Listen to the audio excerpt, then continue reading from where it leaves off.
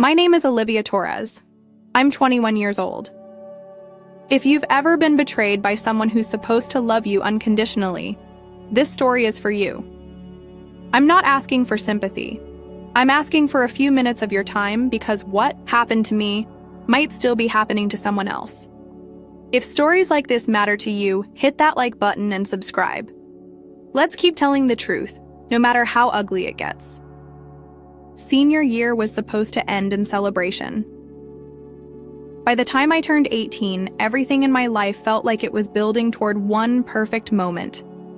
Opening my acceptance letter to Columbia and finally stepping into the life I'd dreamed of since I was 13. Everyone said I was a lock. Top of my class. 4.0 GPA, National Honor Society. My AP Lit teacher had called my application essay intimidatingly brilliant. I'd done mock interviews, prepped recommendations, even added extra volunteer hours just in case. I didn't party. I didn't skip class. I didn't slack off senior year like most people do. I was laser-focused. Obsessed, maybe. But when you grow up being told your family can't afford mistakes, you don't leave things to chance. My parents weren't rich. Far from it. My dad worked construction. My mom picked up night shifts at a nursing home. But they supported me, every step. They even let me apply early decision, even though it meant we'd have to figure out financial aid on the fly. Columbia wasn't just a school, it was escape. It was opportunity. It was proof that everything I had sacrificed was worth it. So when early decisions started rolling in and people were celebrating with balloons and cake and Instagram stories, I kept refreshing my inbox. Nothing. Okay, fine. Maybe I didn't get in early. I told myself it didn't matter. I still had regular decision. I kept checking the application portal. Weeks passed. My stomach twisted more and more every day. Then the email came. It wasn't what I expected. We regret to inform you that your application could not be considered due to missing documentation. I froze. Missing documentation? I'd submitted everything. I knew I had. Twice, in fact. I'd sent it once through the application portal and once more by email after a glitch gave me a weird error message. I remembered triple-checking the confirmations. I remembered printing the checklist and physically crossing each item off. Recommendation letters, essay, transcripts, everything had been submitted. But Columbia said they hadn't received my personal statement, the very thing that tied it all together. My story, my voice. I remember just sitting on the edge of my bed, staring at my laptop, rereading that line over and over. My fingers felt numb. I couldn't even cry. Not at first. It didn't feel real. Then came the rejection letters from the other schools. Yale, Princeton, Penn, all of them. And I kept asking myself, what did I do wrong? My mom tried to comfort me. She said maybe I was just unlucky, that admissions were brutal this year. She offered to help me apply to local schools. She meant well. She always did. But she didn't get it. My dad's advice was even worse. You'll be fine anywhere. Olivia, don't obsess over some Ivy League name. But it wasn't just about the name. It was about the years I'd spent building this exact path. Every sleepless night, every school event I missed, every hour I worked at the library instead of having a social life. And still, deep down, something felt off. This wasn't just bad luck. One night I was lying awake staring at the ceiling and I remembered something. A random conversation I'd overheard months ago. My brother Mateo laughing in the hallway on the phone with someone saying, "She's not as untouchable as she thinks." At the time, I didn't think anything of it. We weren't close. We hadn't been for a while, but that sentence, "not as untouchable as she thinks," hit different now. It was smug, calculated. And for the first time, I allowed a terrifying thought to surface. What if someone made sure that letter never came? Mateo had always been the golden boy.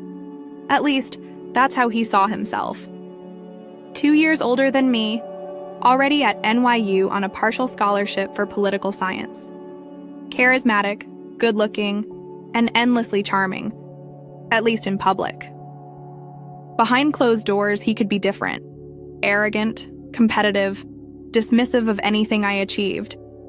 We'd never had a huge blowout fight, but there was this tension between us, this unspoken rivalry that followed us through childhood.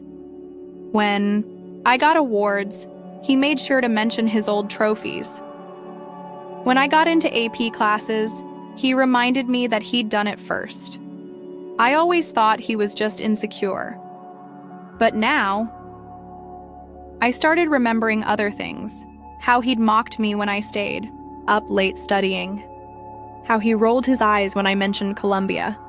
How his compliments always came with a sting, like the time he said, "They love diversity stories, Olivia. You've got that whole hard-working daughter of immigrants angle. Lucky you." At the time, I thought he was just being a jerk. Now, I wasn't so sure. Still, I didn't want to believe it. Mateo was my brother. We had the same childhood, the same parents, the same struggles. Why would he do something like that? Unless he couldn't stand the idea that I might actually outshine him, that I might go further, that I might become the one the family talked about. The one who made it, I didn't want to believe it. But I couldn't shake the feeling, and then, almost by accident, I found something I wasn't meant to see. It was a Sunday afternoon. I'd gone into Mateo's old bedroom looking for an old HDMI cable. He still kept random electronics in boxes under his bed. I opened one of the drawers in his desk and found a stack of printouts. Emails. Most were boring. Tuition info, internship offers, a resume draft. But one page stood out. It was an email thread between my high school guidance counselor and someone else. Someone who had used my name. The subject line read, "Application Assistance, Olivia Torres." The sender's address? A fake Gmail account. I recognized the writing style. Short, smug, confident. And then I saw the line that made my heart stop. "Disregard previous submission. Please use updated personal statement attached." Attached was a blank document. Literally blank. No words. Just a white page. I couldn't breathe. My chest felt like it was being crushed. My hands were shaking as I reread it. It was him. It had to be him. Mateo had impersonated me. Used a fake email. Sent a blank essay on purpose. And somehow he'd managed to intercept or manipulate the original submission just enough to make it look like I hadn't completed the process. I don't know how he did it or how long he planned it. But in that moment, it all made sense. The silence, the rejection, the missing documentation. He erased my future with a click. And the worst part? He thought I'd never find out. But he was wrong, because that was the moment something inside me shifted. The grief, the confusion, the self-doubt, it burned away. And in its place, something cold and sharp began to grow. Not hatred, not yet, but purpose. This wasn't over. I wasn't going to cry on my bed while he played the golden child at NYU. Wasn't going to let him rewrite my story. If he thought he'd won, he had no idea who he was dealing with. I didn't want to believe it at first. Ethan had always been difficult, cocky, smug, the kind of guy who thought every mirror existed just to admire him. But sabotage? That was a heavy word. That was deliberate, cruel, calculated, and yet, the pieces were starting to fit like a puzzle I'd been ignoring my whole life. I remember that moment so clearly. I had just gotten the Columbia rejection. My hands were shaking, heart pounding like it was trying to crawl out of my chest. And I called Ethan, not because I expected comfort, but because I thought maybe Just maybe, he'd be the one person who'd understand. He'd gone through it. Applications, waiting, the nerves. I figured we'd share that. I figured blood meant something, but all he said was, "Guess you weren't as perfect as you thought." No sympathy, no confusion, no, "What do you mean missing documentation?" Just that smirk in his voice. And right then, something shifted in me. A thread snapped.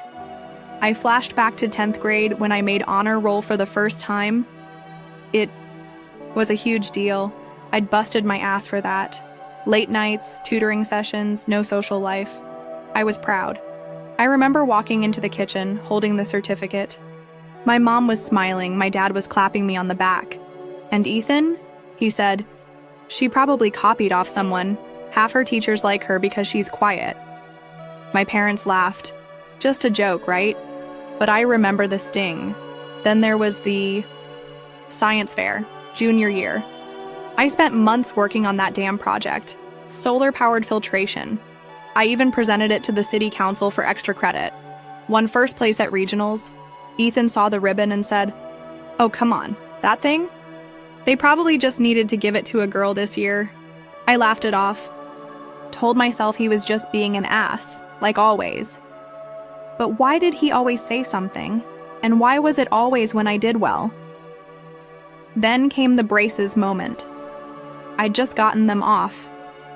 I felt like I could finally smile again without hiding. I walked into the living room, grinning. My mom said, "You look so beautiful, Liv." And Ethan, lounging on the couch, didn't even look up from his phone. "You look the same," he said. "Maybe your teeth are straighter, but your face is still average." I laughed awkwardly. So did my mom. I've played those memories back 100 times since. Back then, I always dismissed them as brotherly teasing. Normal stuff. Siblings. Rib each other. Right? But as I sat there in my room, that Columbia rejection letter limp in my hands, I started to wonder if I'd been blind. Or maybe I just didn't want to admit the truth. Because the truth was darker. Ethan didn't just tease me. He chipped away at me. Quietly. Consistently. Relentlessly. Every time I stepped into the light, he found a way to pull me back into the shadows, and maybe, just maybe, he liked it there. The more I thought about it, the more I realized something else. Ethan had never been proud of me. Not once. Not when I got into AP classes. Not when I got nominated for student government. Not when I got asked to tutor the underclassmen. Every time, he had a comment, a dig, a joke. But behind those jokes, there was something colder. I remembered. Once, senior year of high school, when I was writing my Columbia essay at the kitchen table. Ethan was home for break. He wandered in, grabbed some leftover pizza, and stood over me. "What are you writing?" "My application essay." "For Columbia?" he scoffed. "They'll never pick you. They want people who change the world, not whatever you are." I'd said nothing. But later that night, after I printed the final draft, I'd left it on the desk while I went to shower. When I came back, the document was still there, but my Word doc had been closed. I didn't think much of it at the time. Maybe the auto shutdown kicked in. But now I wasn't so sure. And then there was my email. About a week before Columbia decisions came out, I got an alert that someone had tried to log into my school account from a different location. It asked me to confirm if it was me. I assumed it was some glitch. School systems always had bugs. I clicked no and changed my password. But I never thought it was serious. Now I wondered, was it Ethan? It was like fog lifting. All these strange little things, moments I'd brushed off, signs I'd ignored. And every time I thought I was being paranoid, I reminded myself of that look on his face when I told him I got rejected. That shrug. That little, satisfied smile. It wasn't just sibling rivalry. It wasn't petty jealousy. It was a pattern. a pattern of shadows, and I wasn't going to live in them anymore. But first, I needed proof. If Ethan really did sabotage me, if he really got into my application or messed with my documents, I had to find a way to expose it. I couldn't just accuse him. My parents wouldn't believe me. Hell, even I wasn't sure what I was accusing him of yet, but I was done pretending. This was normal. He wanted me in the dark, so I decided to turn on the light and look where the shadows pointed. I couldn't sleep after that. Every time I closed my eyes, I saw that rejection letter. Not because of what it said, but because of what it meant. Someone didn't just deny me a future.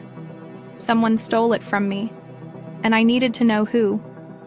I started. Small. Just to ease my anxiety, I told myself. I opened my school laptop and logged into my Gmail account, then my Common App portal. Nothing unusual at first.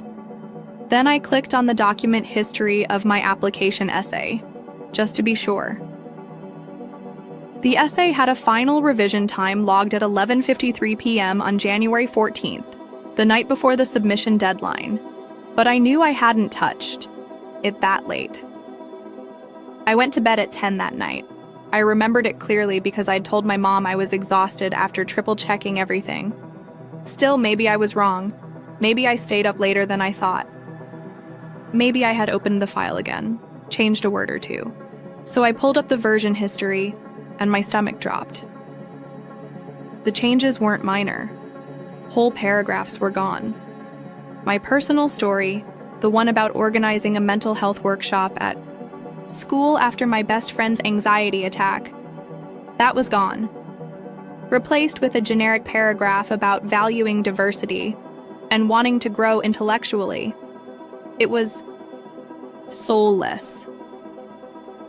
I clicked through the earlier drafts and found the version I remembered, fully written, personal, passionate. That was the one I'd spent weeks on. That was the one I wanted to send. And then, in the trash folder of my Google Drive, I found it, the original essay. Deleted. Permanently? Not quite. Google saves a lot of things if you know where to look. And I knew my way around a search bar. The file name had been changed once, from columbiafinal.docx to columbiaessayrevised.docx. The deletion timestamp? 11:55 p.m., same night. Just 2 minutes after the final edit. That's when the picture started to sharpen. I hadn't opened the file. I hadn't deleted the original. I hadn't rewritten my voice into something bland and forgettable. Someone else had. I clicked over to the device activity log on my Google account, and there it was. At 11:48 p.m. on January 14th, someone accessed my Google Drive from a Chrome browser logged in through our family desktop computer, not my laptop. The family computer, the one in the study room at the back of the house.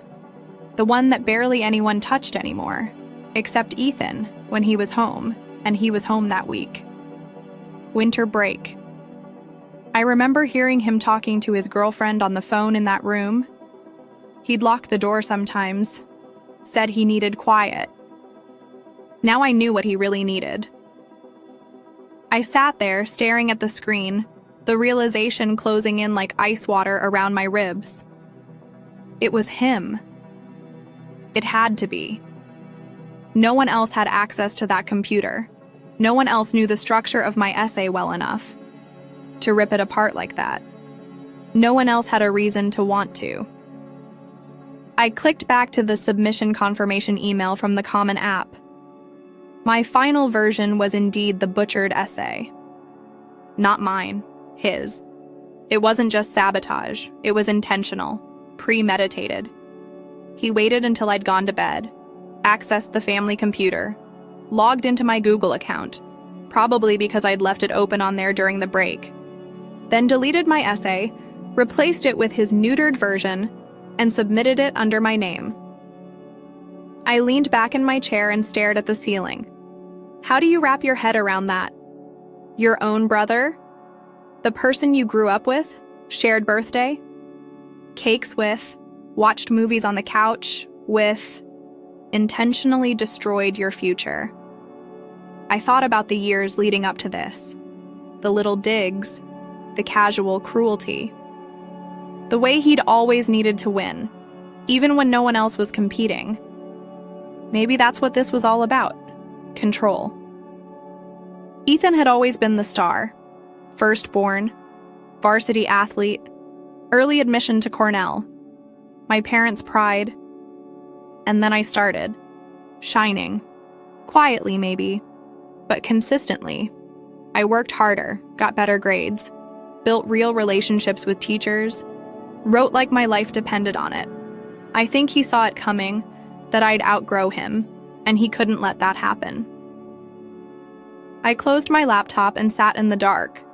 I should have been angry, furious, ready to confront him and burn it all down. But I wasn't. Not yet. I was cold. Because now I understood something I hadn't before. This wasn't just a betrayal. This was war. And if he was willing to erase my future, I was going to rewrite his. Telling my parents was off the table. Not because I didn't want justice, but because I knew what they'd say. Are you sure? You must have made a mistake. Don't accuse your brother of something so serious without proof. They'd try. Worshipped Ethan. Always had. He could do no wrong. He once crashed my mom's car sneaking out at 2 a.m. They grounded me for not telling them he left. When I got an A- in AP Chem, my dad asked if I needed Ethan to help explain the basics. So no. Telling them wasn't an option. I needed a different way. A smarter way. And then I remembered something. A fragment of a conversation. Last summer, in our backyard. Ethan was sitting by the pool with his friend Marcus, drinking a beer they weren't legally supposed to have, laughing way too loud. I was upstairs, window cracked open, pretending to study, but mostly eavesdropping. I swear it's the easiest money I've ever made, Ethan had said. Marcus laughed. Yeah? How much? Ethan. $400 for one poli-sci paper. Dude just Venmo'd me and never asked another question. Marcus. Damn, you ghostwriting now? Ethan. Not ghostwriting. Just helping lazy rich kids keep their GPAs. Everyone wins. At the time, I'd rolled my eyes and gone back to my notes. But now? Now that memory felt like a gold mine.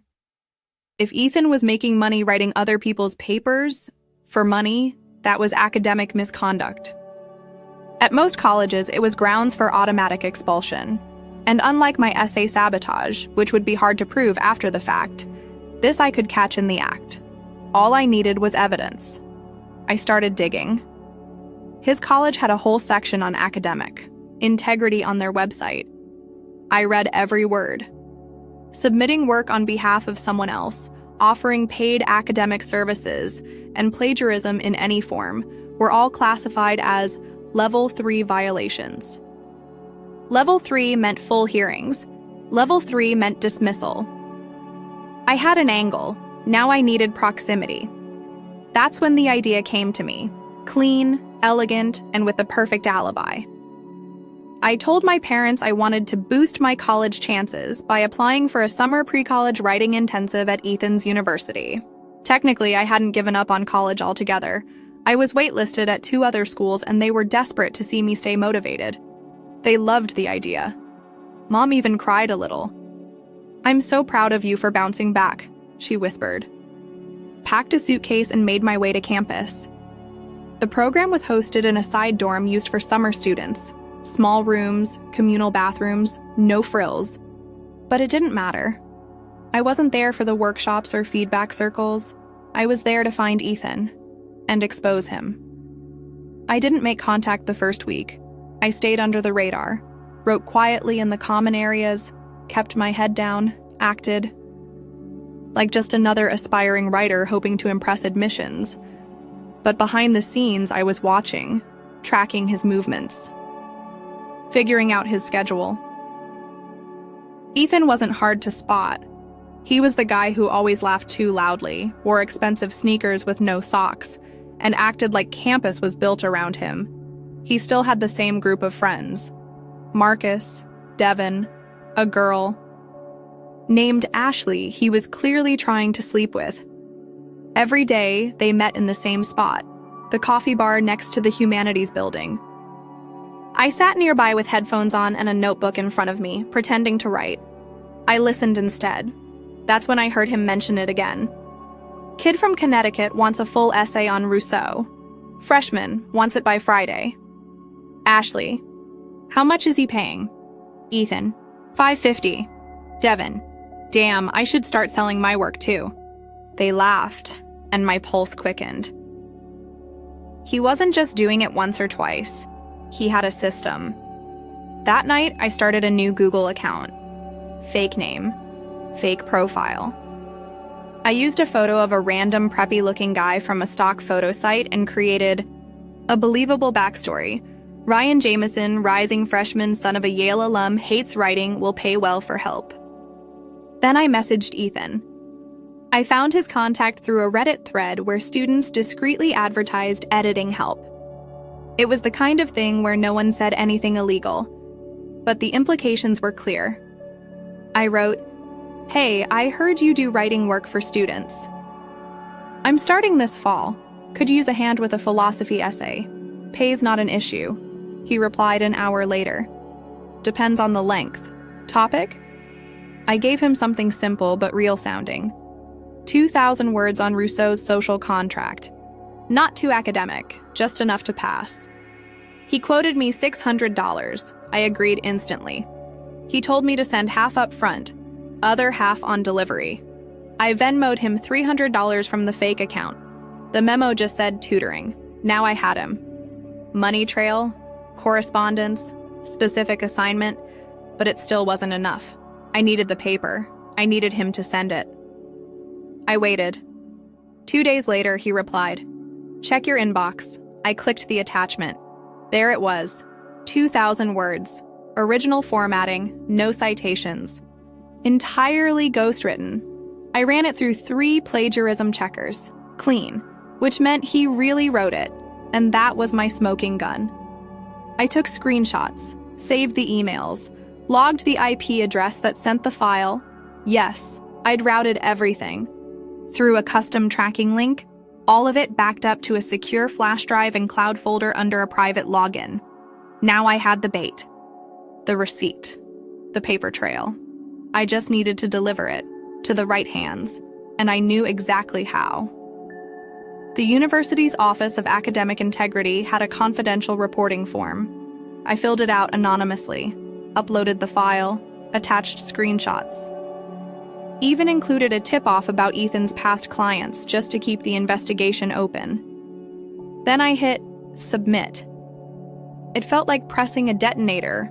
I didn't know when it would go off, but I knew this much. My brother's world was about to burn. The campus was massive.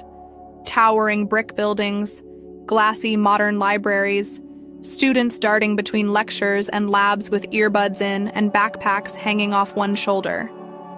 It was the kind of place that whispered prestige in every corner. Intimidating. Yes, but I had one goal. Get close to Ethan's world without him noticing. I couldn't just follow him around. He'd recognize me. The second he saw me hovering near one of his hangouts, he'd know something was up. And if Ethan got suspicious, the entire operation could crumble. So I built a cover. It started with a conversation in the common area of my dorm. There was this girl, short, sharp red bob, oversized t-shirt with some indie band I'd never heard of. She looked approachable in a no-nonsense way. She was flipping through a thick philosophy textbook, sighing loudly. I slid into the chair next to her with a fake but friendly smile. "Social contract?" I asked. She looked up, startled. "Yeah, freaking Rousseau. It's due next week, and I've barely started. I feel your pain. I had to write one like that last year. Honestly thought I was going to cry halfway through." She laughed, and that was it. The ice cracked. Her name was Sarah Grant, Poli-sci major, rising junior, kind of a loner, but sharp. She hated small talk but loved being helpful. Within 2 days, we were eating lunch together between workshops. On the 3rd day, she invited me to tag along to an open mic night hosted by one of her clubs. It was there that I caught my first thread. We were standing in line for tea when a guy with a wild, messy bun and cargo shorts approached. "Yo, Sarah," he said. "You still have Ethan's number? My roommate needs something for ethics." I didn't flinch, didn't even blink. Sarah rolled her eyes. "He probably changed it again. He's paranoid." "Whatever. Tell him Ben'll pay extra if it's on time." "Tell Ben to learn to write." She smirked and turned back to me. "Sorry, this campus is full of idiots with money." But I wasn't listening anymore. I'd just confirmed what I already suspected. Ethan had more clients than I thought. From that point on, I made it my mission to document everything. I stayed close to Sarah, without being clingy. We studied together, walked between buildings, even got iced coffee like we were best friends. I let her do most of the talking, feeding her little pieces of myself in return, half-truths carefully constructed to sound honest. I told her I was still figuring things, out after getting rejected from my dream school. I let her believe I had a brother on campus but didn't specify who. I said I wanted to transfer next year if I could boost my writing portfolio. It worked. Sarah introduced me to her circle, a girl named Maya who wore docs even in the heat, a pre-law guy named Caleb, and a finance major named Julian who flirted with anything that breathed. But most importantly, they all knew Ethan. They didn't talk about him like a friend. More like a service. "Ethan came through for me big time last semester," Maya said one night while we all sat on the grass outside the dorm. "I had 2 essays due the same week. He banged one out in like 6 hours. Dude's cocky," Caleb added, "but he delivers." Julian snorted. "Yeah, for $600 a pop." That made them laugh. I laughed too. But inside, I was filing every name away, every quote. Because what I needed now, more than anecdotes, was concrete proof. 1. Night, Sarah mentioned a group study session happening in one of the upperclassmen dorms. She invited me along, saying it was mostly just an excuse to drink LaCroix and gossip while pretending to work. I said yes. We walked into a suite with mismatched furniture, string lights, and the faint smell of instant noodles. A few people were already there, laptops open, half working on different assignments. That's when I saw it. Maya was sitting at the table, scrolling through her email. I happened to glance over as a subject line popped up on her screen. Phil 221 final essay, from E. I knew that E. She clicked the attachment. I caught a glimpse. Title page, body text, clear formatting. I leaned over pretending to grab a pen from my bag and quietly tapped the record button on my phone. "I'm gonna fail this class without him," she muttered. "He's a lifesaver." Boom. Confession on tape. Not only that, I saw the email address, a private Gmail Ethan had used once before in our family iPad. I remembered it because it was stupid and juvenile. goldennethan96@gmail.com. I had laughed when I first saw it. Now, it was the key to linking him to every single paper. Over the next 2 weeks, I gathered more. A screenshot Sarah showed me of an outline Ethan sent her for a sociology class. A video where Julian drunkenly admitted that Ethan did half his econ essays. An email Caleb accidentally opened in front of me, forwarding payment instructions. Every time I caught a glimpse of one of Ethan's ghost-written papers, I saved a mental timestamp. I recreated the outline from memory, then later matched it against course syllabi I pulled from the university website. It all checked out. I was sitting on a mountain of data, but there was one thing still missing: the trigger. I didn't want to just report Ethan anonymously again. That had worked the first time, sure. But I wanted this next move to be public. Undeniable. I wanted everyone to know what he had done. Not just some faceless academic board behind closed doors. I wanted to control the collapse. So I planned my final move. Sarah invited me to an end-of-session open forum where students presented short talks or projects. It was casual, nothing graded, but a big deal socially. People came to network, get feedback, and show off. I signed up with a pseudonym and submitted my project, an anonymous analysis of academic dishonesty in elite universities, told through the lens of a hypothetical case. When the night came, I stood on stage under dim lights, my voice calm, my words sharp. I didn't name Ethan, I didn't have to. I described everything: a student selling papers, charging rich classmates, using a secondary email, accepting Venmo under code names. A culture that rewarded success more than integrity. Halfway through, people started whispering. When I clicked to the slide showing a redacted sample of one of Maya's essays, cropped but clearly hers, she gasped. So did Caleb. I saw Sarah. Sit upright, eyes wide, I let it land, let it sink in. And then I said, "This isn't fiction. This is happening here." I stepped off the stage to silence. But in silence, truth echoes louder. I was done playing the long game. The open forum presentation had shaken people, but whispers weren't enough. I didn't just want Ethan exposed. I wanted him cornered, stripped of every excuse, every lie, every smug little laugh. So I did what I do best. I gathered proof. Cold, hard, irrefutable proof. It started with a favor. I asked Maya casually if I could borrow one of Ethan's essays. I said I was curious about his writing style. She rolled her eyes and forwarded it without hesitation.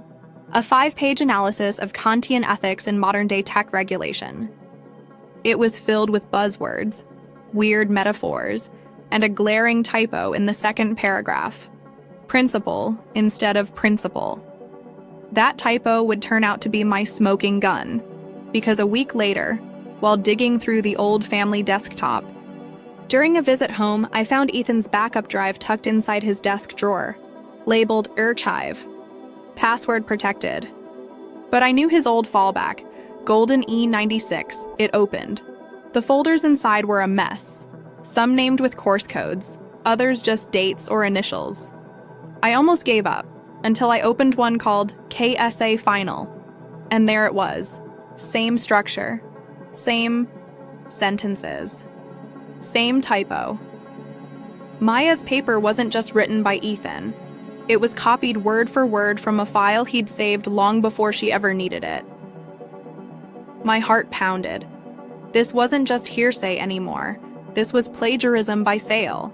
And I had both ends of the crime: the seller, the buyer, the original file, and the distributed copy. I started building my archive, screenshots of the essay side by side with Ethan's original, metadata showing the file creation dates. I pulled more from the drive, papers with file names matching Sarah's courses, Caleb's, even one I'd overheard Julian complain about. Every essay had Ethan's signature style. Overuse of M-dashes, one-line punchy conclusions, even the same font formatting. He always changed the margins slightly to make papers look longer. Still, I needed more. So I turned my phone into a quiet witness. I began recording conversations, discreetly, whispers in hallways, side remarks at coffee shops, drunken jokes at late-night hangouts. One night, Caleb half-joked that Ethan should start an LLC while handing his phone to someone to Venmo him. The payment note? Editing, I took a screenshot, then another, and another. Every single editing payment was time-stamped. Every timestamp matched the day's papers were due. I compiled it all into a folder I titled Project E. By the end of the week, it was over 2 GB of material. I uploaded the entire folder to a private, password-protected cloud account and saved backups on 3 flash drives. One hidden in a hollow book, one taped under my desk drawer, and one mailed to myself in a sealed envelope just in case anything happened. Because somewhere in my gut, I knew this wouldn't end quietly. It didn't. The night I returned from the library, I found the door to my dorm slightly ajar. My roommate was out, no one else had access. I stepped inside slowly. He was sitting on my desk chair, spinning slowly, like something out of a cheap thriller. Ethan. My stomach dropped. "You think you're smart?" he said, voice low. His smile was all teeth, no warmth. I stood in the doorway, silent. "You really think you can take me down?" he continued. "You have no idea what you're messing with." I didn't flinch, but my hands were clammy. I clenched them behind my back. "People like me don't get caught," he sneered. "You think the university cares? You think they'll listen to some jealous little sister over the guy half the campus depends on?" His voice rose a little. "I helped them. I made things easier. No one got hurt. You just couldn't handle being second best." Second best. That line hit me like a slap. I remembered him gloating when I got my first B+ in sophomore year. How he rolled his eyes when I stayed up rewriting my Columbia essay. How he'd smirked when I told our parents about the rejection. And they just nodded sympathetically while he scrolled on his phone. "I'm not trying to be better than you," I said finally. "I'm just done letting you cheat your way through life while pretending you're some kind of genius." He stood up. His shadow loomed large against the yellow desk lamp. "If you show that folder to anyone," he said, voice cold now, "I'll ruin you. You think I don't know things too? You think I don't have leverage?" I narrowed my eyes. "Try me." We stared each other down for a long moment. Then he left, silent, but not defeated. I didn't sleep that night. I kept checking the cloud folder, paranoid he'd somehow gotten in. I checked my backups. All safe. But I knew this wasn't over. He wasn't just going to roll over and let me win. No, he was going to come at me with everything he had. So I got ready. I drafted an email to the Academic Integrity Office at his university. I laid out the details, attached selected files, and noted that the full archive could be reviewed upon request.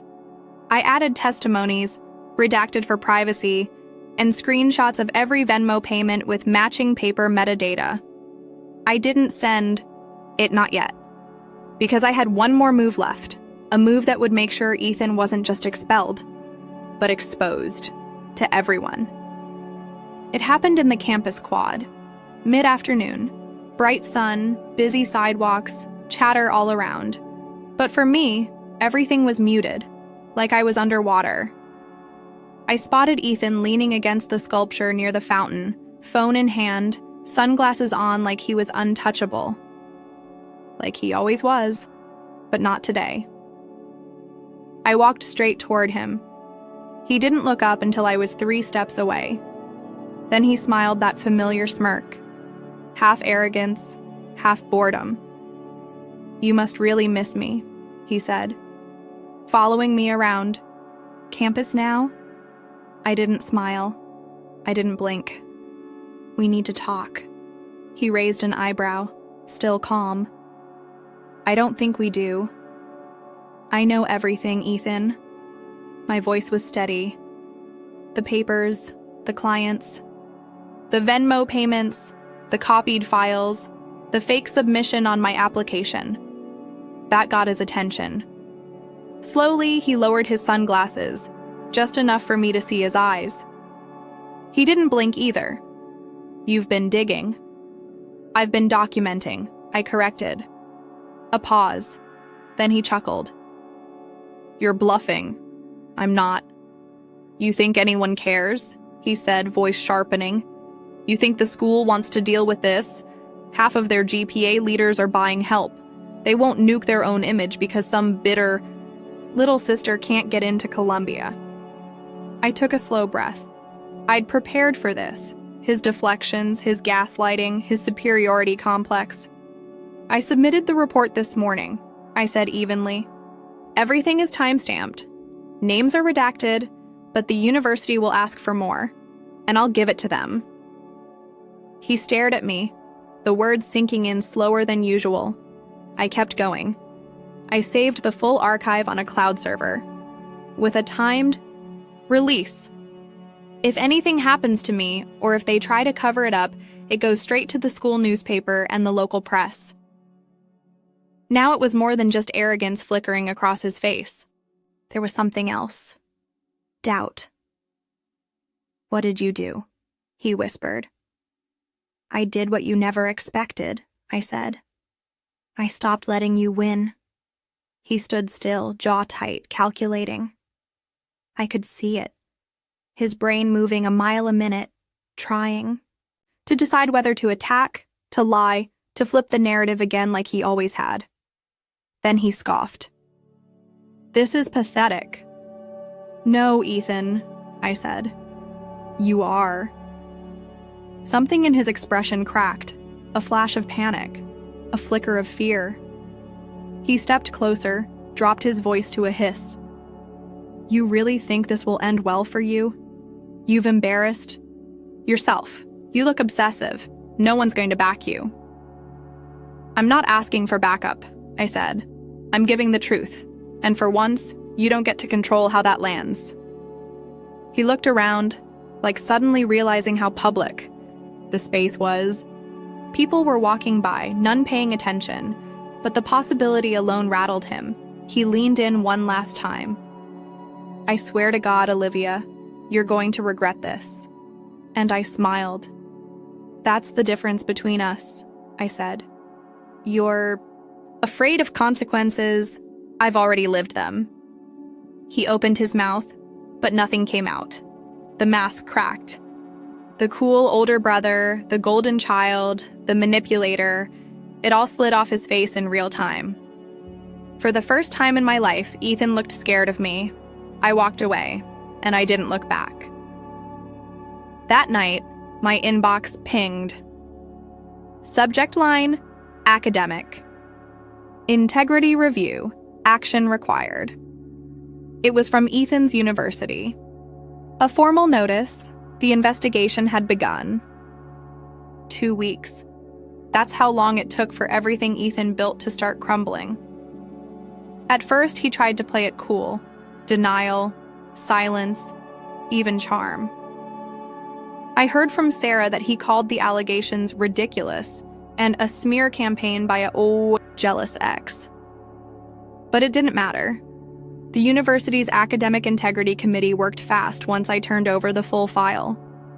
I gave them names, files, recordings, transactions, and most importantly, patterns.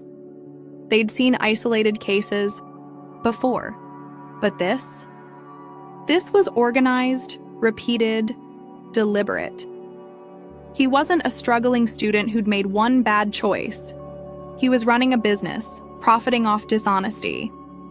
And worse, he'd sabotaged a college application, mine, to protect his own image. He thought he was invincible. But when the walls started closing in, his act began to unravel. I heard from a few students, his clients, that they'd been contacted by the school and advised to cooperate or face their own consequences. That's when he panicked. He tried to call me. I didn't answer. Then he texted me. "We can fix this. Just say it was a misunderstanding. You still have a shot at Columbia. Don't ruin both of us." Both of us. Like we were equals in this mess. Like I hadn't been the one sabotaged. I didn't reply. 3 days later, I received a copy of the formal report from the university. The findings were clear: gross academic misconduct, sustained over multiple semesters.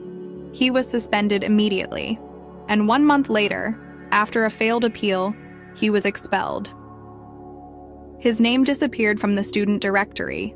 His school email was deactivated. The golden child status, gone. At home, things shattered quietly. My mom didn't say much at first. She walked around the house like someone had died. My dad tried to rationalize. Maybe he was under pressure, he offered. Maybe he just made a mistake. But the truth was too big, too deep, too calculated. And when I showed them the original version of my college essay, the version Ethan had replaced with a broken draft, something in them broke too. That night, they sat across from me at the kitchen table. No more excuses, no more denial. "I'm sorry," my mom said, voice trembling. "We should have seen it. We should have believed you." My dad nodded. "We didn't protect you. We didn't listen." I didn't know what to say. I had waited years, a lifetime really, to hear those words. I should have felt triumphant. I should have felt powerful, but all I felt was release. The weight I'd carried, the doubt, the isolation, the second-guessing, finally lifted. Not because they were sorry, but because I had proven I was never the problem. Then, one morning, something strange happened. I got mail. A large envelope. Ivory paper. Gold-embossed seal. Stanford. I hadn't even reapplied. After the Columbia mess, I'd let go of those dreams. Or thought I had. I opened the letter with shaking hands. "We are pleased to inform you that, following a supplemental review and recommendation from the National Essay Review Committee, your application has been re-evaluated for fall admission." I couldn't breathe, and we are thrilled to offer you a place in the incoming class. It took me a full 5 minutes to realize I was crying. Not because of revenge, not because Ethan fell, but because someone out there had seen me, the real me, and said yes. I kept the letter folded in my pocket for days, showed my parents, of course. They cried, hugged me, offered to help with whatever I needed. But the truth was, I was already packed. Not literally, but emotionally. I had packed away the version of me that tiptoed around Ethan, that measured my worth by what he got that I didn't, that let fear and silence win. Now, I was going somewhere new, somewhere earned, somewhere mine, and I didn't need to outshine anyone. I just needed to be who I'd been all along. Ethan left quietly. No big confrontation, no last word. I heard he moved back in with our aunt across the state, got a job stocking shelves at a hardware store. My parents don't talk about it much. And neither do I, because this isn't his ending. It's mine. And this time, I wrote it myself.